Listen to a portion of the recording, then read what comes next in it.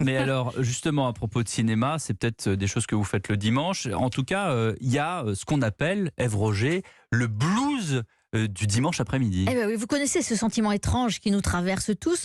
C'est souvent entre 16h et 18h, donc le dimanche après-midi, un sentiment de temps suspendu, un flottement, c'est pas trop quoi faire. Il n'y a plus le temps de se lancer dans un projet, alors on est là entre ennui, déprime et angoisse. Ah bon?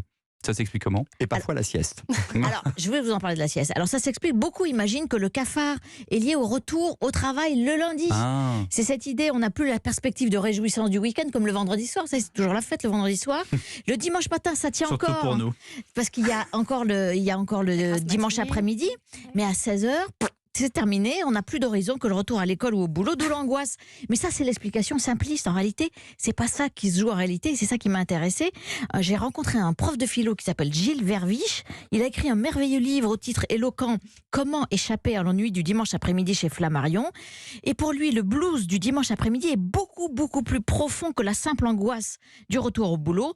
C'est en réalité le seul petit moment de la semaine où on se retrouve confronté à soi-même, et c'est une toute petite fenêtre de tir, écoutez.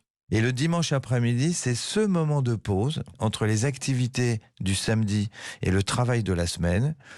On n'est pas tout à fait occupé, c'est une sorte de suspension des activités où enfin on pourrait prendre du temps à réfléchir un peu au sens de sa vie. J'ai le cafard. Pourquoi j'ai le cafard? Parce que je suis en train de me demander si tout ce que je fais toute la semaine, du matin au soir, a vraiment du sens et un intérêt. C'est de se demander finalement ce que je fais là, en général, dans la vie. Voilà. Votre prof, il a la voix de Gainsbourg quand même. Hein. Absolument, ou de Renaud, vous allez entendre.